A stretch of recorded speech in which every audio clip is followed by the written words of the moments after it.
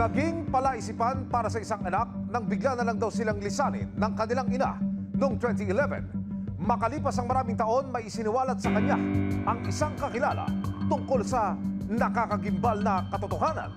Ano ang mga ebidensyang natuklasan ng mga otoridad tungkol sa kalunos-lunos na sinapit ng ilaw ng tahanan? Tinutukan ng resibo ang isang kahindik-hindik na krimen na naganap mahigit isang dekada na ang nakalipas.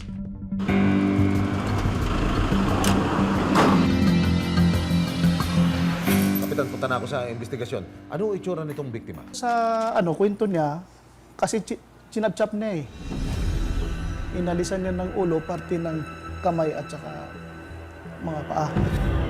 Tapos, saan niya ho pinagdadala yan, Kapitan? Tinapon po ito sa mga iba't ibang lugar. Actually, ang ulo kasi nakabaon. Okay. Binaon niya. Ang na-recover lang namin ng mga record, itong nakuha natin sa forensic group natin. Ito po sila, sir, yung mga litrato ng parte ng kamay. Babae po ito. Mga parte ng katawan ng isang hindi matukoy na ginang na natagpuan sa Laguna noong 2011. Nagkaroon ng linaw ang pagkakakilanlan ng magsalita na ang isang kaanak ng biktima makalipas ang 13 taon. Trinay po namin i-reach out yung nag-confess kasi sa kanya. February 2024 lang nag-confess sa kanya na yung mother nga daw niya is patay na. Nung team namin, nag-backtracking sila. Nakita sila sa NCRS nila na record na may nakitang chop-chop body na May 9, 2011. Base sa SOCO report ng Philippine National Police, May 9, 2011, natagpuan ng isang gwardiya sa Laguna ang garbage bag na namamaho na raw ang laman.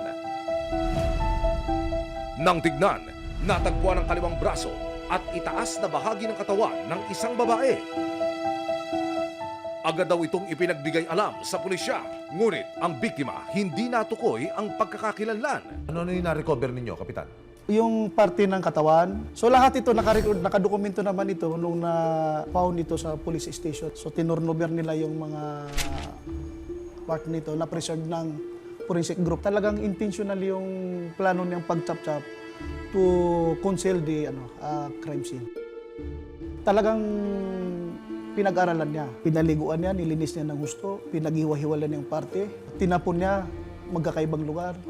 Pati yung kanyang mga thumb mark, pinagpupunit niya ng plies, na-flash niya accordingly doon sa isang fast food chain.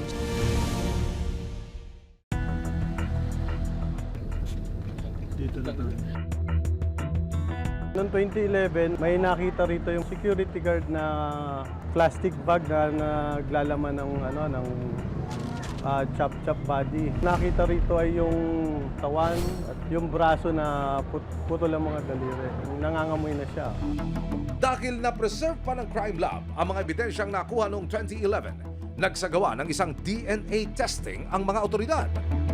Para hulubos na maunawaan natin mga taga-subaybay, bakit nyo isinagawa yung DNA test? Ano yung gusto nyong ma-prove o mabigyan ng katotohanan dito ko sa investigasyon ninyo? Nagkantak po kami ng DNA matching para rin po mas mapatibay po yung ebidensya na sila po ay magkamag-anak.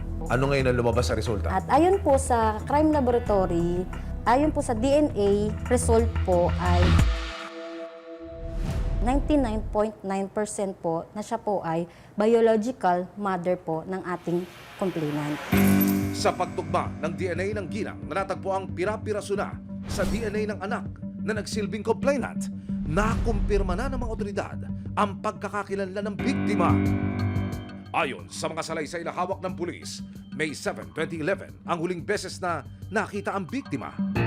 Masaya pa raw ang kanyang pamilya nang ipagdiwang ang pagtatapos ng isa sa mga anak ng ginang. Magkasama po sila kasi umatin pa po sila ng graduation ng anak nila. Kumain pa sila. Kinabukasan daw po noon, nagulat na lang po sila na parang nag-iba daw po yung attitude ng kanilang father na ang kanila daw pong mother ay nasa Malaysia na, may pinagkakataguang utang. Ano ho lumalabas sa investigasyon nyo? Bakit ho ginagawa ito ng akusado? Dahil may away yung dalawa. Nang maligom ang sapat na mga ebidensya at salaysay, ang lumabas na main suspect sa likod ng pagkawala at karimari-marim na pagpatay sa biktima, ang kanya mismong asawa. Nakipag-coordinate po kami Based dun sa aming cyber patrolling sa kanyang Facebook account, 14 hours ago, bago po nagkandak ng operation ng tropa, ay nandoon po yung picture niya. Nakita yung ID. Pero through the help of the security guards, na-identify nila yung ID lace niya na kung saan nagkatrabaho. So yung pagkaka-identify po noon, nakipag-coordinate po ang team sa management at doon na po namin nakuha yung suspect po. March 14, 2025, nang makumpirma na ng mga operatiba ng CIDG Major Crimes Investigation Unit ang pinagtatrabahuhan ng suspect. Tinungo na nila ang opisina at nang palabasin ito sa main entrance, Kayo po si... kayo po inaaresto namin at natingin may warrant of arrest po kayo sa kaso parricide po. May hiniing ka ba, sumbong o reklamo? Inaapi o inaagrabyado? sinubukan ng resibo na makapanayam ang prime suspect sa kaso. Nasa kustudiya ngayon ng Major Crimes Investigation Unit yung akusado. Susubukin po nating makunan siya ng panig tungkol ho dito sa kasong kanyang kinakaharap. Sa loob po mismo ito ng Campo Crame National Headquarters. Ipagtanggol ang api, iwaksi ang tiwali, iwasta ang mali. Kamusta ho kayo? Ako, si Emil Sumangil po, sa GMA po. Oho, kami nakiusap po sa CIDG para ho sana makunan kayo ng panig. Meron ho ba kayo masasabi rito? I'd rather not to talk kasi it will be against me kung nagsalita ko. Tsaka undergoing na po yung affidavit of resistance. Naunawaan ko po. Anong masasabi niyo po rito? Ano ho yung kanyang binabanggit? Mayroon ngang affidavit of resistance ayon sa kanya na hindi na siya pwedeng magpa-interview kasi baka mapiktuhan yung pinaprocess niyang affidavit of resistance. Yes, sir. Which is option naman niya yun, karapatan naman niya yun. Nakaharap ang suspect sa kasong parricide o ang pagpatay sa asawa o kaanak. At maaari siyang makulong ng habang buhay kung sakaling mapatunayang nagkasala. Meron ako ba napansin parang nagsisisi? Wala, hindi mo siya makikitaan ng gano'n na pagsisisi. Wala. Pagka kinakausap mo siya, para siyang proud pa siya. Parang gano'n po. Hindi mo siya makikitaan ng kalungkutan.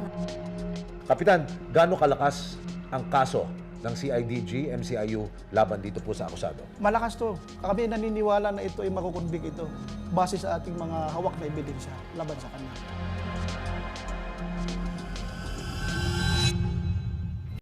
Maraming salamat sa panonood, mga kapuso. Para masundan ang mga reklamong nasolusyonan ng resibo, mag-subscribe lamang sa GMA Public Affairs YouTube channel